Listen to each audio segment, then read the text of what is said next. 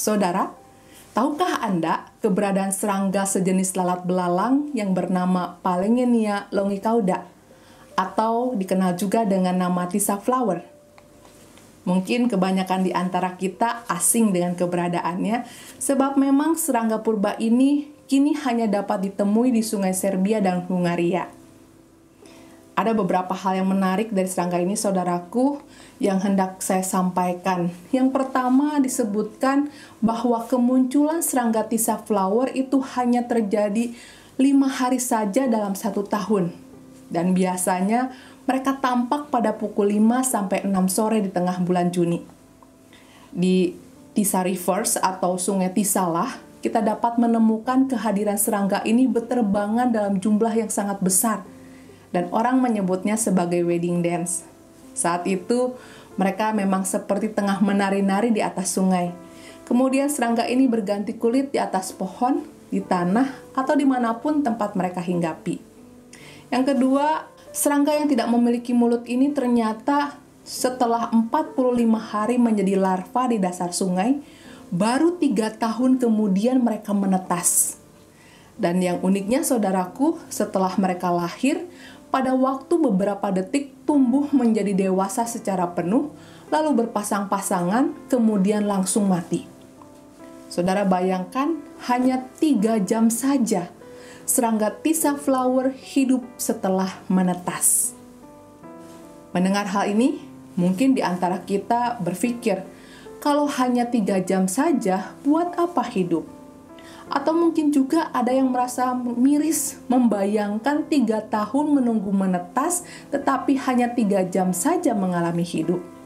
Serta masih banyak hal lain yang mungkin muncul di benak kita ketika menemukan kehidupan yang tidak biasa, seperti yang dialami serangga Tisa flower ini.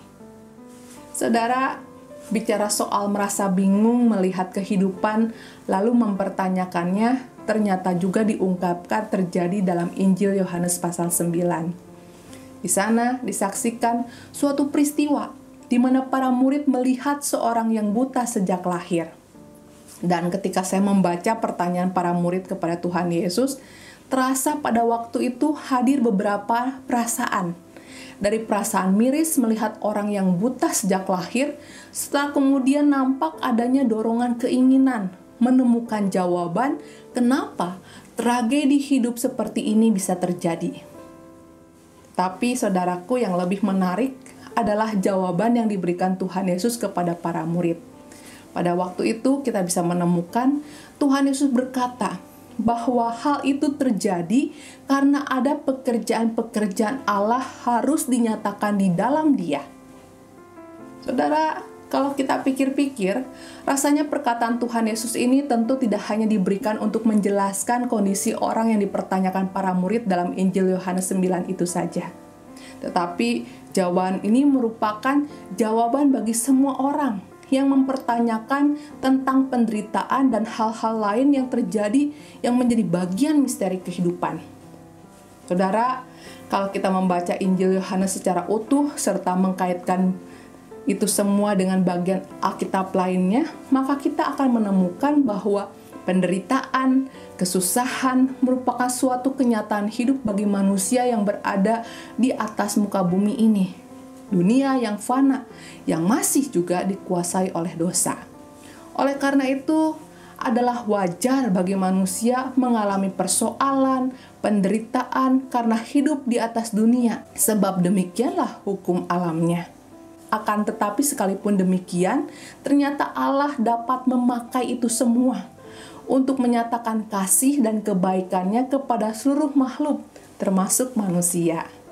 Untuk itu, ketika kita merasa ada saatnya mengalami penderitaan menghampiri kehidupan kita dan merasa nampak Allah membiarkan kita mengalaminya, percayalah, dalam waktu Tuhan kemudian akan nampak realita yang lain. Bagaimana kita menemukan Allah mampu mengubahkan itu semua menjadi sesuatu yang baik dan bermakna bagi kita dan juga bagi orang lain. Atau dengan kata lain, saudaraku, tidak ada yang terjadi dibiarkan Allah di dalam kehidupan kita menjadi sesuatu yang sia-sia. sebab Ia punya rancangan damai sejahtera yang hendak diwujudkannya di dalam kehidupan makhluk ciptaannya. Untuk itu, saudaraku, ketika saat ini kita diajak menyadari bahwa Allah tengah berkarya di dalam kehidupan kita dengan caranya yang mungkin tidak mudah bagi kita untuk pahami, apalagi terselami. Tetapi mari, tetaplah percaya dan jangan biarkan persoalan membuat hati kita dikuasai kegelisahan, apalagi dikuasai ketidakpercayaan terhadap kasih Allah. Sebab ingat dan percayalah, Allah turut bekerja dalam segala sesuatu untuk mendatangkan kebaikan bagi orang-orang kepunyaannya. Dengan demikian, biarlah sukacita dan berkat Tuhan tetap tinggal dalam kehidupan kita. Amin.